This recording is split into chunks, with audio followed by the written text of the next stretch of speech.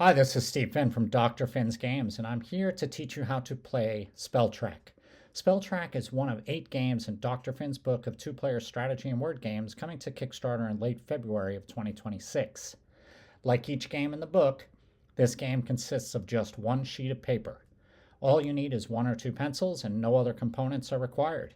Each game can be played in the book or you can cut out the sheet to play it. For those so inclined, you can also laminate each sheet for endless replayability. With this book, I wanted to give you quick, interesting, and portable two-player gaming experiences that you can have anywhere, on a plane, in a cafe, or at home. Each game comes with 8 different initial setups. In the case of this game, each game sheet has a different grid of letters, so each game is unique. Now I'll walk you through how to play the game step by step with examples along the way, so you can jump right in without having to read the full rulebook. The goal of Spell Track is simple. Be the first player to reach 12 points. You earn points by collecting letters, spelling words, and scoring bonuses. To set up, sit side by side with your opponent. Decide who will be the odd player and who will be the even player, then write your names in the spaces provided.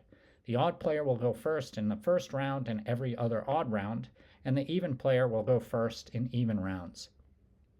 The game is played in rounds, and each round has 2 main steps. First, you determine which letters are available, and second, you take turns building words with those letters. Once words are completed, you score points. Play continues until someone reaches 12 or more points. Now, step 1 in detail. At the start of each round, both players count to 3 and then throw 0, 1, or 2 fingers. If both players throw 0 fingers, the result counts as a 5. Otherwise, add the fingers together to get your number. In the first round, start at the start space and count clockwise that many spaces on the track. Write the number 1 in that space to mark that it's round 1.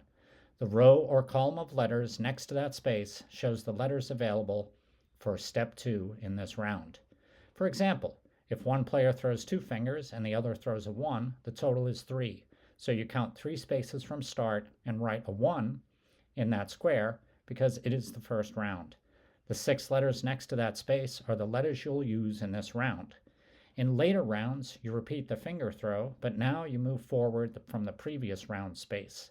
For example, if both players throw a 1 in round 2, you move 2 spaces and write 2 for round 2. Continue in this way in future rounds. If you land on a space that has already a number, you skip it and you move to the next open space. The track will loop around the board. Now we'll talk about step 2 in detail. Players take turns choosing letters from the available row or column. As previously mentioned, in odd numbers rounds, the odd player goes first. In even numbered rounds, the even player goes first. When you choose a letter, cross it out so the other player cannot use it. Then write that letter and its point value into one of the letter boxes on your side of the board. If the box has a 2 times or a 3 times multiplier, that letter's value will be multiplied when scoring. Players keep alternating turns until all available letters are taken. Both players always take the same number of letters each round. An asterisk counts as wild, and you only need to determine what that letter is when the word is complete. The asterisk, of course, is also a 0 value letter.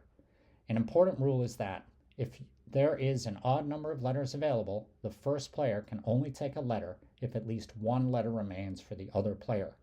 Also, as you build words across the rows on your side of the board, keep in mind that only legal dictionary words score. They cannot be proper nouns, abbreviations, hyphenated words, or words that require apostrophes. Once per game, you may use the wild option. After choosing and crossing out a letter, you can choose to use a wild instead. Cross out the wild icon next to your name and draw an asterisk in the letter box with a value of 0. The wild can represent any letter, and you don't need to decide what letter it is until the word is finished.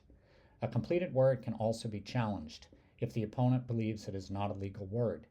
Using an agreed-upon dictionary to resolve challenges, you look up to see if the word is legal. If the challenge is correct, the word scores no points and cannot be continued. If the challenge is incorrect, the challenger loses 1 point. When you finish a word, you immediately score the completion bonus. If you finish first in that row, circle the top number and score those points. If you finish second, circle the lower number. For example, Steve finishes spa before Zach finishes his word beginning with TA. Steve circles the 2 and now has 2 points. When the second player finishes a word second, they get the lower value. For example, Zach finishes tag and circles the lower value of 1. Once both players finish a word in the same row, compare the total letter values. The player with the higher total earns the higher value bonus, which is the value inside the star shape. If there is a tie, no one gets the bonus. For example, in this row, Steve has a higher valued word. The second letter is doubled, so Steve's word has a value of 8. The P is worth 3, but it's doubled to 6, and the other 2 letters are worth 1 each, so the word's total value is 8. Zach's word tag has a value of 5, so Steve circles the higher value bonus of 1. At this point, his score is 3 and Zach's is 1.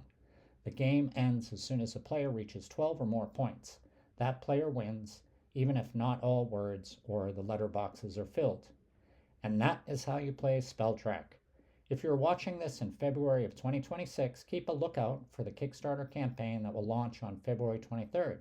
If you're watching this after the Kickstarter campaign, the book should be available on Amazon starting in April of 2026.